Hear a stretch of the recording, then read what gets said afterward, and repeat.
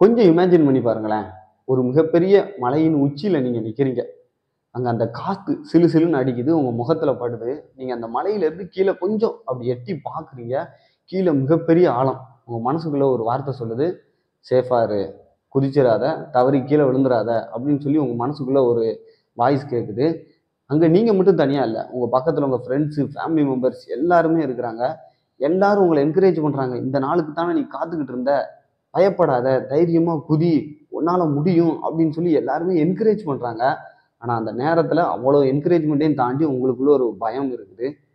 இதே மாதிரி தான் அருண் அப்படிங்கக்கூடிய ஒரு பையன் ஒரு மிகப்பெரிய மலையின் உச்சியில போய் நின்னுக்கிட்டு குதிக்கிறதுக்காக ரெடி ஆகிக்கிட்டு இருக்கிறான். அந்த குதிக்கிறது எங்க அப்படின்னா வந்து இந்த குஷி படத்துல பார்த்திருப்பீங்க. அந்த தளபதி விஜய் வந்து கால்ல கயிறை கட்டிட்டு குதிச்சிருப்பார்ல, அதே மாதிரி ஒரு ஒரு ஃபன்னான கேம். அந்த இடத்துல போய் குதிக்கிறதுக்காக அவர் வந்து வெயிட் பண்ணிக்கிட்டு இருக்கிறாரு. அங்க பல நாட்களாக வந்து அந்த குதிக்கணும் அப்படிங்கிறதுக்காக நிறைய ட்ரைனிங் எடுத்திருக்கிறாரு, நிறைய வீடியோ எடுத்திருக்கிறாரு, தனக்கு தானே தைரியங்கள் சொல்லியிருக்கிறாரு. இருந்தாலும் அந்த எட்ஜில் போய் அவர் அப்படி நிற்கும்போது அவருக்குள்ள நிறைய கேள்விகள் எழும்புது. நம்ம குதிக்கும்போது கயிறு அறுந்துருச்சுன்னா என்ன பண்றது? நம்ம குதிக்கும்போது படக்குன்னு நம்ம பயத்துல சுயநினைவு இழந்துட்டோம்னா நம்ம என்ன பண்றது? நம்ம குதிக்கும்போது டக்குன்னு கீழே போய் விழுந்துட்டோம்னா என்ன பண்றது? நம்ம குதிக்கும்போது எங்கேயாவது சைடுல பாறை மேல அடிபட்டுருச்சுன்னா என்ன பண்றது? இந்த மாதிரி நிறைய கேள்விகள் எழும்பி, நிறைய குழப்பத்தை உண்டு பண்ணி, நிறைய பயத்தை உண்டு பண்ணுது. அந்த நேரத்துல அவரு ஜஸ்ட் தன்னோட கண்ணை மூடி தன்னோட வாழ்க்கையை வந்து நினைச்சு பார்க்குறாரு. அவரு ரொம்ப வருஷமா பயத்தால கஷ்டப்பட்டுக்கிட்டு இருக்கிறாரு. அந்த பயத்தை உடைக்கிறதுக்காகத்தான் இப்ப இந்த மாதிரி ஒரு ஃபன்னான போட்டியிலேயே வந்து ஜாயின் பண்ண வந்திருக்கிறாரு. தன்னோட பயத்தால பல வருடங்களா ஒரே ஜாப்ல இருந்திருக்கிறாரு. தன்னோட பயத்தால நிறைய ஆப்பர்ச்சுனிட்டி, நிறைய வாய்ப்புகளை மிஸ் பண்ணிக்கிட்டு இருந்திருக்கிறாரு. இது எல்லாமே அவரோட கண் முன்னால வந்து போகுது. "உன்னால முடியும். கண்டிப்பா நீ குதிப்ப." அப்படின்னு சொல்லி தனக்கு தானே தைரியம் சொல்லிட்டு அங்கிருந்து அப்படியே குதிக்கிறாரு. அந்த குதிச்ச அந்த நேரம் என்ன நடந்தது கொஞ்சம் தெரியுமா? அந்த குதிச்ச அந்த தருணத்துல பயம் அவர டக்குன்னு பிடிக்குது.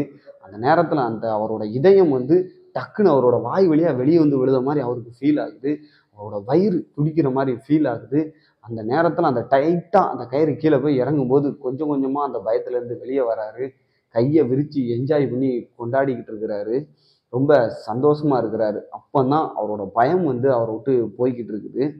இந்த மாரி பயம் ஒரு கொஞ்ச நேரத்துல நீங்களே யோசித்து பாருங்களேன். இந்த மாரி உங்களோட வாழ்க்கையிலயும் நீங்க ஏதாவது ஒரு மொமெண்ட்ல போய் எட்ஜ் அதாவது ஒரு உயரத்துல போய் நிப்பீங்க. பயமா இருக்கும். அந்த நேரத்துல நம்ம என்ன பண்ணலாம்? பண்ணுவோமா? வேண்டாமா? இந்த மாரி நெறைய விஷயங்கள யோசிச்சுக்கிட்டு இருப்பீங்க. அந்த எட்ஜ் அப்படிங்கிறது நான் என்ன சொல்ல வரேன் அப்படின்னா, மொமெண்ட்ஸ். வாழ்க்கையோட மொமெண்ட்ஸ். ஏதாவது ஒரு ஜாப் புதுசா ஒரு வேலைக்கா இருக்கட்டும், இல்ல ஏதாவது உங்களோட ட்ரீம பத்தி நீங்க போறதா இருக்கட்டும். இந்த விஷயங்கள் எல்லாத்துலயுமே போய் நீங்க அந்த எட்ஜ்ல போய் நிப்பீங்க. போய் குதிப்போமா? வேண்டாமா? அந்த விஷயத்த நம்ம போய் செய்வோமா? வேண்டாமா? இந்த மாரி ஒரு இடத்துல போய் நீங்க நிக்கும்போது, அந்த நேரத்துல உங்க மனசுக்குள்ள நெறைய பயங்கள், நெறைய குழப்பங்கள் வரும். அப்போ நீங்க செய்ய வேண்டிய ஒரு விஷயம் என்ன அப்படின்னா வந்து, உங்களுக்கு நீங்களே தைரியம் குடுக்கிறது. இந்த பயம் அப்படிங்கிறது என்ன பண்ணுது அப்படின்னா, ஒரு மனுஷன வந்து அடுத்த நிலைமைக்கு போக விடாம தடுக்குது. இப்போ ஒரு ஸ்டெப்ஸ்ல போய் நீங்க நிக்கிறீங்கன்னு வைங்களேன், அங்கருந்து நீங்க கீழ விழுந்துருவோமோ அப்படின்னு சொல்லி நீங்க பயந்தீங்க அப்படின்னு வைங்களேன், அந்த ஸ்டெப்ஸ் ஏறுறதுக்கே வந்து நீங்க யோசிப்பீங்க. அதே மாரி தான் உங்களோட ட்ரீம் லைஃப், இல்ல ஒரு புது இடங்கள், இல்ல உங்களுக்கான வாழ்க்கை, இல்ல ஒரு ஜாப் இந்த மாரி நெறைய இடங்களுக்கு போகும்போது, உங்களுக்குள்ள வந்து பயம் வருது. அந்த பயத்தால என்ன பண்றீங்க அப்படின்னா, அடுத்த ஸ்டெப்ப நீங்க எடுக்காமயே இருக்கிறீங்க.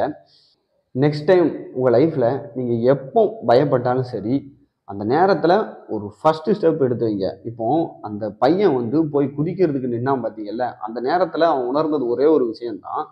தான் குதிக்கணும் அப்படிங்கிற பயம் தான் வந்து அந்த குதிக்கிறத விட ரொம்ப கஷ்டமா இருந்திருக்குது. குதிக்கிறது கூட ரொம்ப ஈஸி தான். ஆனா தான் குதிக்கணும், குதிக்கணும்னு சொல்லி அவன் பயம் வந்து அவன பிடிச்சு பின்ன இழுத்தது பார்த்தீங்கல்ல, அதுதான் வந்து மிகப்பெரிய வருத்தமா அவனுக்கு இருந்திருக்குது. இதே மாரி தான் உங்க லைஃப்ல வந்து ஏதாவது ஒரு விஷயம் நீங்க செய்ய போகும்போது ஒரு பயம் உங்கள பிடிச்சு பின்ன இழுக்கும். இந்த விஷயத்த செய்யாத, இந்த விஷயத்துக்கு நீ செய்யக்கூடாது அப்படின்னு செய்யும். அந்த நேரத்துல நீங்க உங்களுக்கு தைரியம் குடுக்கணும். இல்ல என்னால முடியும் அப்படின்னு சொல்லிட்டு ஜஸ்ட் இதே மாரி தான். ஏதாவது எக்ஸாம்பிளுக்கு எடுத்துக்கிடணும் அப்படின்னு வைங்களேன். நீங்க இப்போ என்ன பண்றீங்க, புதுசா ஒரு விஷயங்கள் வந்து செய்ய போறீங்க. அந்த நேரத்துல வந்து என்ன பண்ணும் அப்படின்னா, செய்யாத. அது வந்து சேஃப் கிடையாது. நீ அந்த விஷயத்துக்கு போகக்கூடாது அப்படின்னு சொல்லி உங்களோட பயம் வந்து புடிச்சு உங்கள பின்னாடி இழுக்கும். அந்த நேரத்துல நீங்க என்ன சொல்லணும் அப்படின்னா, முடியும். என்னால முடியும். எனக்கு அந்த கெப்பாசிட்டி இருக்கு அப்படின்னு சொல்லி உங்களுக்கு நீங்களே வந்து தைரியம் சொல்லிட்டு, அந்த விஷயத்தின் மீது துணிச்சலோட அந்த விஷயத்த நீங்க வந்து ஆரம்பிக்கணும். அப்படி ஆரம்பிக்கும் போது தான் வந்து உங்களுக்கு ரியலைஸ் ஆகும், நீங்கள் ஆரம்பிக்கணும்னு சொல்லிக்கிட்டு இருந்த அந்த பயம் தான் உங்களை வந்து பிடிச்சி அவ்வளோ தூரம் இழுத்துருக்குது. ஆனால் உங்களுக்கு அதுக்குண்டான கெப்பாசிட்டி வந்து நிறையா இருக்குது அப்படிங்கிறது உங்களுக்கு அப்போ தான் வந்து ரியலைஸ் ஆகும்.